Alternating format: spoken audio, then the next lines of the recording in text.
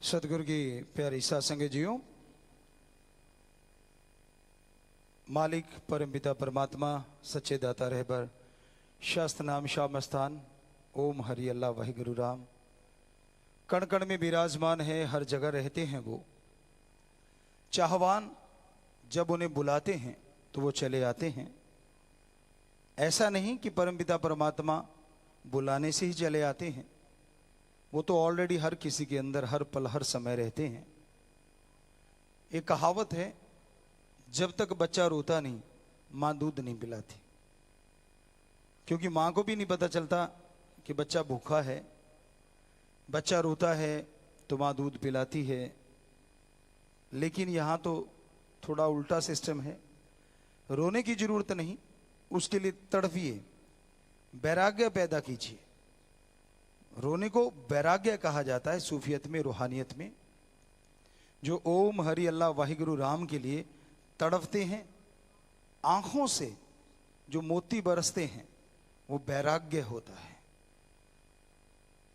खुश्क नवाजें, खुश्क इबादत तरी के मुकाबले कहीं भी नहीं रहती। जो वैराग्य के साथ प्रभु को, परमात्मा को, राम को, अल्लाह गॉड खुदा रब को याद करते हैं, बहुत जल्दी उसको पा लेते हैं। आज संसार में चारों ओर नशा, बुराई दिनों में दिन बढ़ती जा रही है। और इसका कारण है कि इंसान प्रभु परमात्मा अल्लाह वाहिगुरु राम की भक्ति को बोरिंग समझता है कि ये तो फजूल की बात है, कौन इतना समय लगाए। तो मालिक की भक्ति को भी हाईटेक करने की जरूरत है। बहुत सारे लोगों को ये पता नहीं होता। कई बार पूछते हैं कि गुरुजी, धर्मों में तो ये लिखा है चंद्रमा देवता है, लेकिन वो तो पत्थर है। खोज कर ली गई है। तो आप में से भी बहुत लोगों को इसका जवाब शायद ही आता हो, पर हमारे पवित्र वेदों में, पवित्र धर्म के महान ग्रंथों में सब जगह लिखा हुआ है, अगर गौर से पढ़ा जाए, कि ये जो दिखते हैं ये चंद्र तो जरूर हैं, लेकिन इनको जो चलाने वाला है वो चंद्रमा है, वो चंद्रदेव हैं। रिमोट कंट्रोल से वो इन्हें चलाते हैं। क्या आप में से बहुत से पढ़े लिखे लोग जानते हैं कि आमतौर पे जो जहाज हैं, हवाई जहाज, उनको कंप्यूटराइज छोड़ दिया जाता है।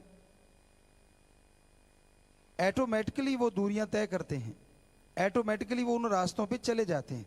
सिर्फ लैंडिंग के टाइम या टेक ऑफ के टाइम ही उन्हें मैनुअल किया जाता है, अदरवाइज वो कंप्यूटराइज्ड भी चलते हैं और मैनुअल भी चलते हैं। तो वहां से वो चढ़े, उनको कंप्यूटराइज्ड कर दिया गया और वो वहां पहुंच गए। और पहुंचने के बाद उतारने के टाइम फिर से वो मैनुअल करके पायलट उनको उतारते हैं। मोस्टली जो हम देखा करते थे, कई बार मौका मिला उनके पास जाने का, तो ये ऐसा ही होता है। तो इधर भी ऐसा ही है। ये चंद्रमा है, ये सूरज है, ये नक्षत्र हैं, ये ग्रह हैं, इनको देवी देव चलाते हैं। तो आदमी अगर कंप्यूटराइज्ड कर सकता है तो क्या देवी देवता नहीं कर सकते? आप रिमोट से टीवी चला सकते हैं, तो आप देवता को इतना ही कमजोर समझते हैं, वो रिमोट से चंद्रमा को भी चलाते हैं। सूरज देव सूरज को चलाता है। अपनी अपनी ड्यूटियां हैं उनकी। ओम उस सुप्रीम पावर जिसे ओम, एक ओंकार, द सुप्रीम पावर गॉड, या एक अल्लाह ताला, वो ऐसी शक्ति है जिसके अधीन है सारे देवी देव। तो वो जैसा जिसकी ड्यूटी यहां लगा देता है, वो उस ड्यूटी का निर्वाह करते हैं। तो अब बताइए, चंद्रदेव किसे कहा गया? आपको भी जवाब आ जाएगा। सूरज देव किसे कहा गया? आप भी समझ गए होंगे। तो क्या पृथ्वी है, क्या नक्षत्र हैं, क्या ग्रह हैं, क्या चंद्र सूरज, ऐसे लाखों चंद्रमा सूरज हैं। तो उन सबको कंट्रोल करता जो है वो है देव, वो है देवता। पर इसकी तह तक तभी आदमी जाता है जब भगवान से रिश्ता जोड़ लेता है, भगवान से नाता जोड़ लेता है। आप पढ़ते हैं, डिग्री डिप्लोमा करते हैं, कितना समय लगाते हैं उसके लिए? क्या जन्म लेते ही आपके हाथ में कभी डिग्री आई है? क्या उम्र के 20-25 साल लगाने से पहले मास्टरेट की डिग्री आपने हासिल की है? हो सकता है थोड़ा 20 साल में कर ली होगी, पर इतने साल तो लगाए। और प्रभु के लिए, ओम हरि अल्लाह वाहिगुरु गॉड, खुदा के लिए, उस परम पिता परमात्मा के लिए 1 मिनट आप देते नहीं और बैठे बिठाई कह देते वो है ही नहीं, फजूल की बातें हैं, ये तो गलत बातें हैं। तो आपकी सोच गलत है। जब छोटी डिग्रियां लेने के लिए इतना इतना समय देना पड़ सकता है, तो क्या भगवान डिग्रियों से छोटे हैं? उसके लिए भी समय देना है, टाइम देना होगा। हमारे धर्म तो ये कहते हैं वो तो कण कण में विराजमान है, जर्रे जर्रे में विराजमान है।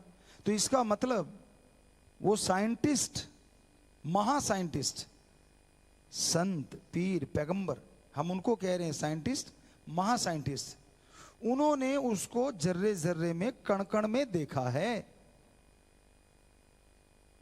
क्योंकि उन्होंने अपनी जिंदगी का बहुत बड़ा हिस्सा रिसर्च में लगाया।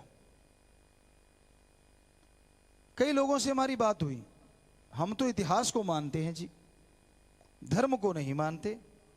ये रामायण, ये महाभारत, पवित्र ग्रंथों को वो बोलते हैं कि ये तो जी कहानियां हैं।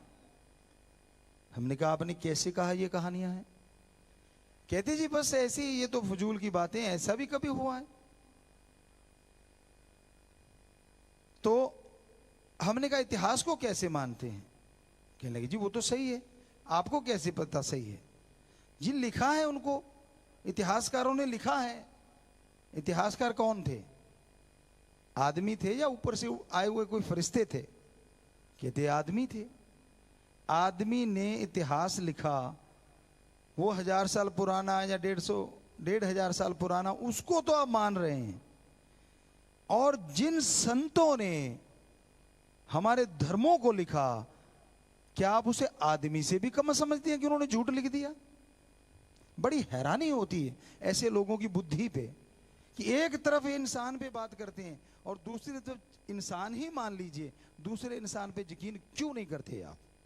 ये कैसे कह देते हैं कि हमारे जो धर्म है, पवित्र वेद या जितने भी पवित्र हमारे ग्रंथ हैं, हम दावे से कहते हैं सच थे, सच हैं, सच रहेंगे।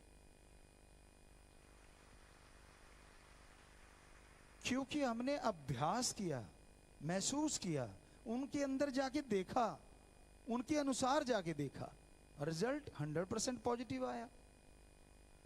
तो ये हकीकत है, जितने भी हमारे पवित्र धर्म हैं, पवित्र ग्रंथ हैं, सब के सब सच है। धन धन सतगुरु तेरा ही आशा सभी साथ संगत जी से निवेदन है कि मेरा चैनल जरूर सब्सक्राइब करें जी। धन धन सतगुरु तेरा ही आसरा।